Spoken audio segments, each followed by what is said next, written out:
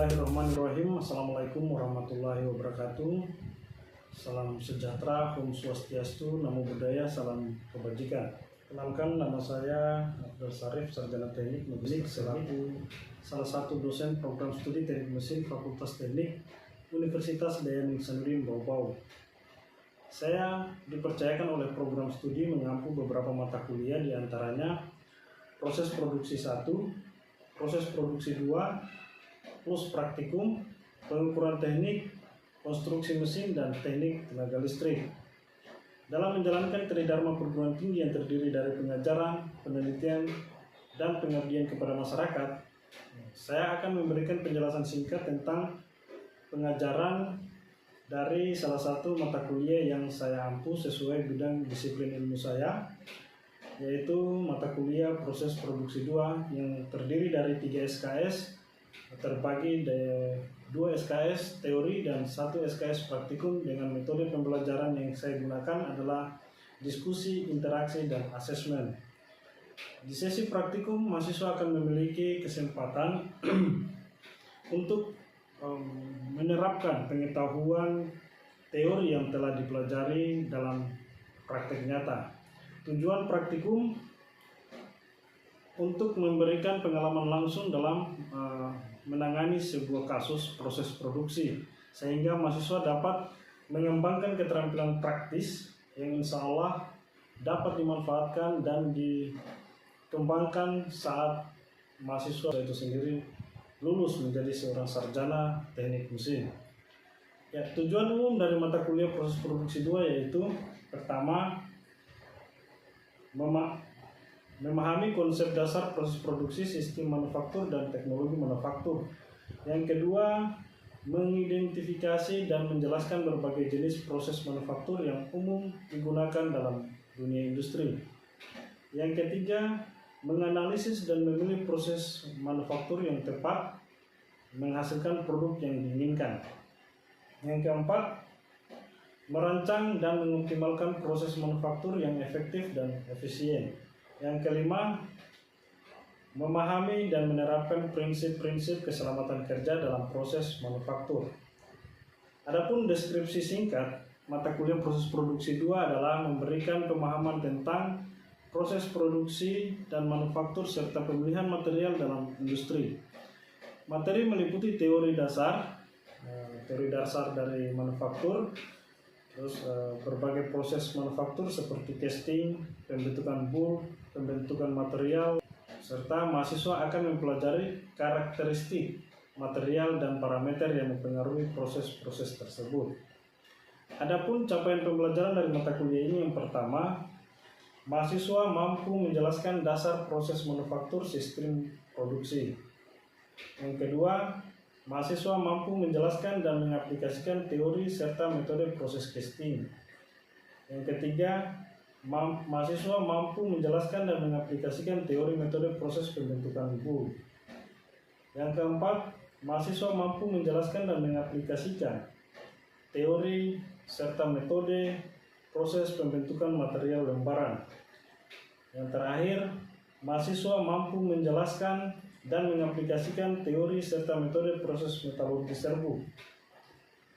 Adapun kontrak kuliah selalu saya sampaikan pada awal semester setiap mata kuliah, di mana terdiri dari khusus untuk mata kuliah proses produksi, karena mata kuliah ini mempunyai praktikum, maka untuk kehadiran itu 10%, tugas 40% sudah include praktikum di dalam, UTS 20% dan 30% UAS.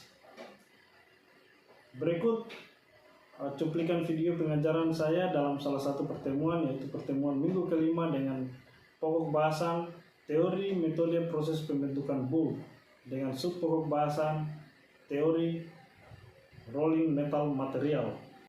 Assalamualaikum warahmatullahi wabarakatuh.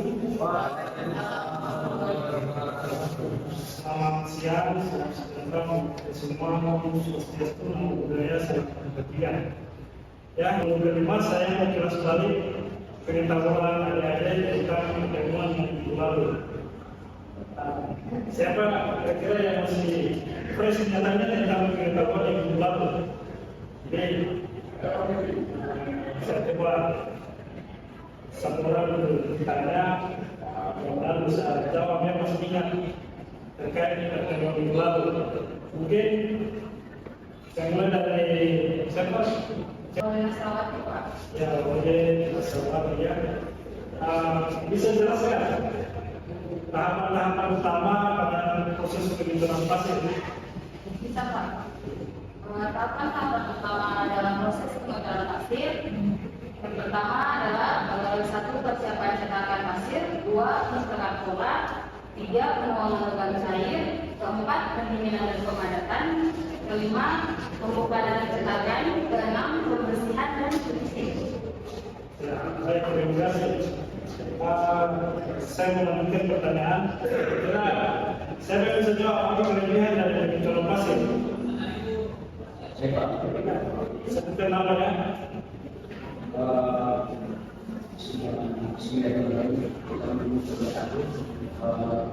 Kenalkan nama saya Ahmad. Saya akan mendapatkan tentang kelebihan cetakan pasir. Kelebihan cetakan pasir yang pertama dia bahan biayanya ada. Terus Yang kedua dia fleksibilitas bentuk. Yang ketiga dia waktu produksinya cepat. oke. Nah, karena sudah ditanyakan tentang kelebihannya, saya tahu dengan kekurangannya. Siapa? Silakan, sebutkan nama.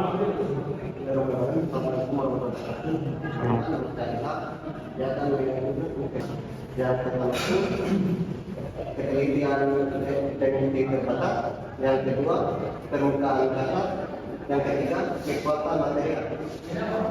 Oke. Terakhir, industri apa saja yang menggunakan proses penghitungan pasir? Kira-kira industri apa saja? Siapa? Ya, silakan. Perkenalkan nama saya Salubi. Saya akan menjawab pertanyaannya. Metode pengecoran pasir digunakan di berbagai industri antara lain industri otomotif, industri pengecoran mesin, industri rumah tangga, industri padan putih. Oke, terima kasih ya. Ternyata yang masih fresh tentang minggu lalu. Baik, kita masuk dalam pokok bahasan minggu ini dengan judul metode proses pembentukan bumi. Subpokok bahasan itu adalah proses rolling material. Tujuan pembelajaran mahasiswa harus mampu menjelaskan dan mengaplikasikan teori serta metode proses pembentukan bumi.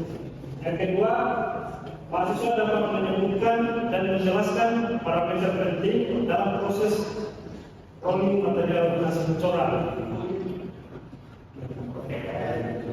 Jadi kita bisa lihat apa itu proses pembentukan bumi. Bisa dilihat ini ya, bisa dibaca. Proses pembentukan bumi merupakan salah satu tahapan penting dalam proses produksi manufaktur. Pada tahapan ini, material logam berubah bentuk menjadi produk akhir yang diinginkan. Jadi, proses pembentukan bumi itu terdiri dari proses pengecoran di materi yang dipanaskan, berubah bentuknya. Ada yang namanya coating dan rolling. Kita masuk di rolling metal material. Adalah satu proses pengolahan material logam yang umum digunakan dalam industri manufaktur. Proses rolling melibatkan penyiapan logam biasanya dalam bentuk bilet atau imo. Tahu ini bilet atau imo? Bentuk kotak, dia biasanya atau dia seperti ini, ya. Ini contohnya. Dari gambar yang tersebut kelihatan ini proses rolling material panas atau disebut dengan hot rolling. Gambar di bawah ini adalah proses material dengan proses dingin. Beberapa manfaat proses rolling antara lain, ya, satu mengubah bentuk dan dimensi bahan logam menjadi lebih tipis atau lebih padat dan lebih lebar. Dua, bisa meningkatkan proses kekerasan daripada material itu sendiri. Yang ketiga, bisa untuk perbaikan struktur dari material itu sendiri. Yang keempat, tentunya untuk meningkatkan kualitas dari permukaan logam yang dipanaskan atau yang dirolling ya. Karena teori proses rolling. Rolling adalah proses deformasi plastis di mana logam dilewatkan melalui satu atau lebih pasangan rolling putar untuk mengurangi ketebalan atau mengubah penampangnya seperti ini di gambar sebelumnya tadi. Nah, ini. Jadi material itu diubah lewat rolling. Tentunya ketika material ini kita mau rolling kita ambil contoh, kita mau rolling aluminium. Ya tentunya bahan rollnya ini harus lebih kuat dari apa yang mau di-roll. Jadi kalau yang mau di-roll ini aluminium, ya ininya jangan pakai aluminium juga.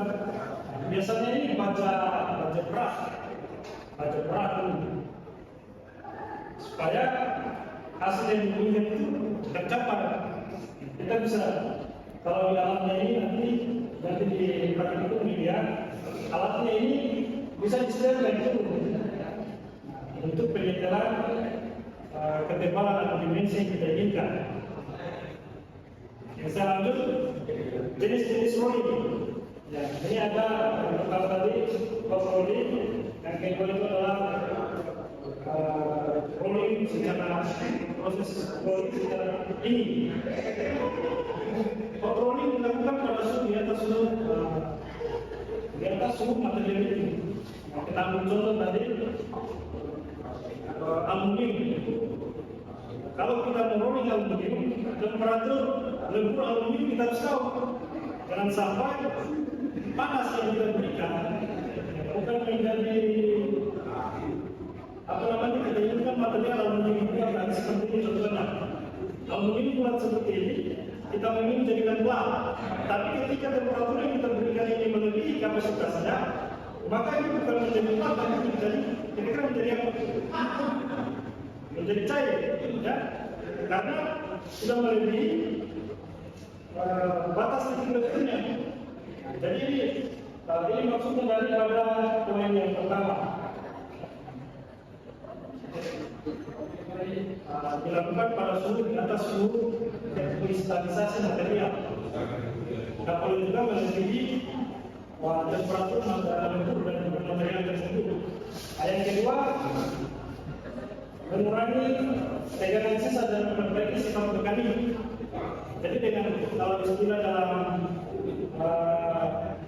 metalurgi itu disebut dengan perbaikan sistem struktur mikronya. Itu nanti dilihat di foto strukturnya. Jadi proses efektifnya diberikan supaya untuk memperbaiki strukturnya. Tujuannya untuk apa? Supaya dia lebih kuat, tahan. Terus proses rolling dengan cara ini dilakukan pada suhu di bawah. Ya. Ini material yang di roll ini secara dingin ini ya tidak diberikan perlakuan panas. Dia diberikan perlakuan dingin di bawah standar temperatur dari material itu sendiri. Itu bedanya antara material yang di roll secara panas dan material yang di roll secara dingin. Terus yang kedua menghasilkan pertumbuhan yang dialog dan dimensi yang kedua. Ya, itu ada tahapan proses rolling material. Yang pertama itu penyiapan bahan, terdiri dari bahan baku. Ya, itu bisa dilihat material itu dipanaskan dalam pan pemanas tulis. Yang kedua, proses rolling itu sendiri. Bahan dilewatkan melalui sepasang roll berputar yang mengurangi ketebalannya sesuai dengan seperti yang saya jelaskan awal tadi, dimensi yang kita inginkan. Kita mau ketebalan berapa itu di alat rolling dan bisa setel. Terus proses selanjutnya adalah pendinginan dan pelurusan. Yang terakhir adalah pemotongan. Pemotongan yang dimaksud di sini sesuai dengan yang kita inginkan. biasanya kan kalau di pabrikasi besar, di industri besar itu tidak dicetak langsung sebuah plat, biasa dari bekas-bekas as kapal bisa dijadikan kembali jadi plat. Makanya kalau ada sendirian menerima penimbangan barang bekas, ya plat-plat di as kapal itu ditimbang kembali, itu bisa di-rolling untuk jadi sebuah plat. Dari satu as itu ketika di-rolling mungkin bisa jadi beberapa plat, beberapa lembaran plat. Apalagi plat yang dicetak itu yang di-rolling itu dihitung yang paling tipis, otomatis semakin banyak lembaran plat. Terus sekarang parameter proses rolling, setelah ada reduksi, kecepatan roll, temperatur, kekerasan roll, atau produksi. Selanjutnya keuntungan dan kerugian proses rolling. Keuntungan itu efisiensinya tinggi, proses kontinyu dengan laju produksi tinggi. Kualitas permukaan, hasil permukaan yang halus terbawa pada proses rolling tinggi. Pengendalian dimensi. Kerugiannya, tentunya sama dengan proses pengecoran pasir yang lalu. Ada keuntungan dan ada kerugian. Kerugiannya biaya investasinya tinggi. Biaya investasi ini termasuk alat rolling sendiri itu mahal. Terus kita memakai proses rolling dingin atau rolling panas, tetap membutuhkan alat tambahan untuk proses pemanasannya atau proses pendinginannya. Yang berikutnya kerugian itu adalah keterbatasan bentuk. Kita tidak bisa proses rolling ini tidak bisa. Contoh kita mencetak, kita merolling dia menjadi langsung kembangnya biasa dunia dipakai atau kembang plat itu dari plat, kita tidak bisa langsung cetak menjadi kembang. Dia harus jadinya dia lembaga. Untuk menjadikan dia sebuah kembang biasa dipakai dunia yang sangat jumpai, itu harus dilakukan dengan proses lanjutan. Biasa bisa menggunakan proses efisiensi. Di situ ada soal, bisa dilihat sebuah slide baja dengan ketebalan awal 50 mm akan direduksi dengan ketebalan akhir 10 mm selama proses cold rolling. Kita reduksi relatif dan persentase reduksi. Bisa dilihat di depan pembahasannya. Reduksi relatif atau yang disimbolkan dengan R dapat dihitung dengan pertama persentase reduksi dapat dihitung persentase reduksi R dikali 100%. Itu kita masuk di pertanyaannya. Tentukan reduksi relatif dan persentase reduksi. Persentase reduksi itu adalah 0,8 dan hasilnya dari hasil reduksi relatif 0,8 dikali 100%. Persentase reduksinya adalah 80%. Dari sini kita mengalami reduksi relatif sebesar 0,8 dan persentase reduksi sebesar 80%. Oke. Kesimpulannya, rolling adalah proses pembentukan book yang efisien dan banyak digunakan dalam industri untuk menghasilkan produk dengan ketebalan dan bentuk yang diinginkan. Pemahaman tentang jenis rolling dapat pemahaman tentang jenis rolling, tahapan proses parameter, serta aplikasi sangat penting bagi para engineer dan teknisi dalam industri manufaktur lokal. Adapun dari materi saya ini tidak dalam pustakannya. Kenapa di sini saya sertakan juga standar dari standar internasional yang handbook volume 14A tentang metal working. Karena ini hubungannya nanti dengan spesimen yang kita akan pakai saat praktikum. Oke. Sebelum saya masuk pada tugas kelompok, saya mau bertanya dulu pada adik-adik mahasiswa atau yang bertanya dari mahasiswa. Kalau yang bertanya, saya mau bertanya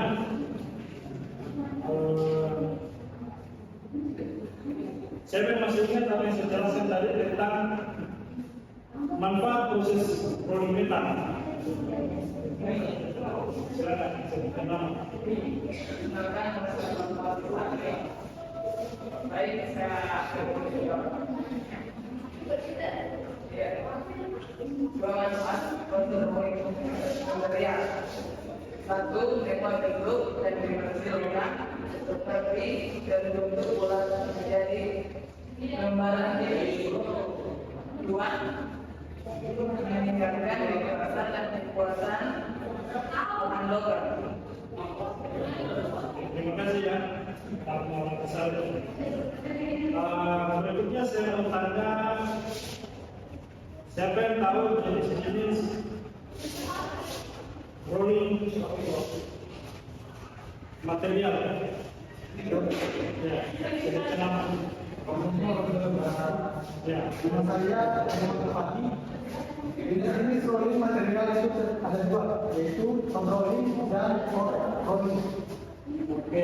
Nah, terakhir saya bertanya, sudah disampaikan rolling dan rolling. Kira-kira saya bisa masih ingat yang saya jelaskan tadi, apa itu rolling dan apa itu rolling? Ya, silakan. Sebutkan namanya. Assalamualaikum warahmatullahi wabarakatuh. Saya Alhamdulillah Hanif, NPM 2842020. Saya akan menyebutkan perbedaan rolling dan rolling. Rolling merupakan tahap awal dari proses pengencoran material. Sedangkan rolling merupakan tahap finishing atau tahap akhir pada pengencoran. Ya, baik, terima kasih misalnya. Jadi intinya saya kembali ke